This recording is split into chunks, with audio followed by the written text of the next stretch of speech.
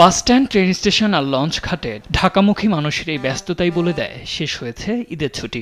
এবার নিজ নিজ কর্মসংস্থানে যোগ দেওয়ার পালা। ঈদুল আজহার দীর্ঘ 10 দিনের ছুটি শেষে আবারও সেই চিরচেনা ব্যস্ত নগরীর রূপে রাজধানী ঢাকা। ব্যাংক থেকে শুরু করে অফিস পাড়া সবখানেই ছিল কর্মব্যস্ত মানুষের সরব উপস্থিতি। সকাল থেকে রাজধানীর বিভিন্ন ব্যাংক ঘুরে দেখা যায় সেবাগ্রহীতাদের ভিড়। টাকা উত্তোলন, বিদ্যুৎ ও গ্যাস সহ বিভিন্ন সেবার বিলও পরিশোধ করেছেন অনেকেই। ঈদের আগে অনেকেই গ্যাস বিল, বিদ্যুৎ, তারপর ওয়াসা এগুলো দিয়ে যেতে পারেনি। শেষ দিকে অতটা প্রেশার ছিল না বিলে, সেই ভরপাইটা এখন হচ্ছে কি। আর বেলা যত বাড়বে তত ভিড় আরও বাড়বে। এখন অনেকে আসতে পারেনি তো। আর লম্বা ছুটিতে বিরতি থাকাতে সবারই টাকা পয়সার আবার প্রয়োজনীয়তা দেখা দিচ্ছে, যার ফলে যারা সাধারণ ডিপোজিটর তারা বেশ ভালো রেসপন্স করতেছে, বেশ লোকজন আসতেছে। আর সেবাগ্রহীতারা বলছেন প্রথম কর্মদিবসে ভিড় কম থাকায় স্বাচ্ছন্দ্যে বিল পরিশোধ করতে পারছেন। আজকের পরিবেশটা তো চমৎকার, আজকে কোনো ভিড় ভাট্টা নাই। আসছি 5 মিনিটে বিল দেওয়া হয়।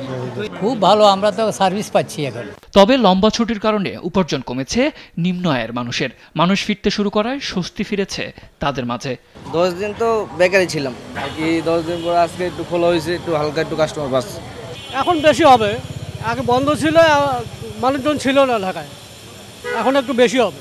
পরিবারের সঙ্গে ঈদ উদযাপন শেষে জীবিকার তাগিদে ঢাকায় ফেরা মানুষেরা বলছেন এবারের ঈদের লম্বা ছুটি কিছুটা হলেও কর্মজীবনের ক্লান্তি দূর করেছে।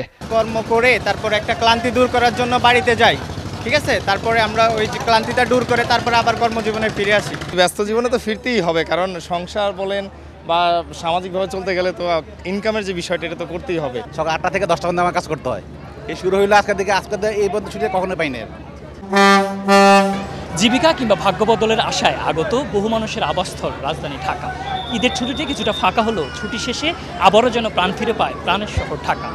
আদালত থেকে অফিস পাড়া সবখানেই দেখা মেলে সেই চিরচেনা ব্যস্ততা। ছুটি শেষে ইটপাথরের নগরে যে যার মতো করে ব্যস্ত হয়ে পড়েন জীবন জীবিকার সংগ্রামে। সাদ আহমেদ, দেশ টিভি, ঢাকা।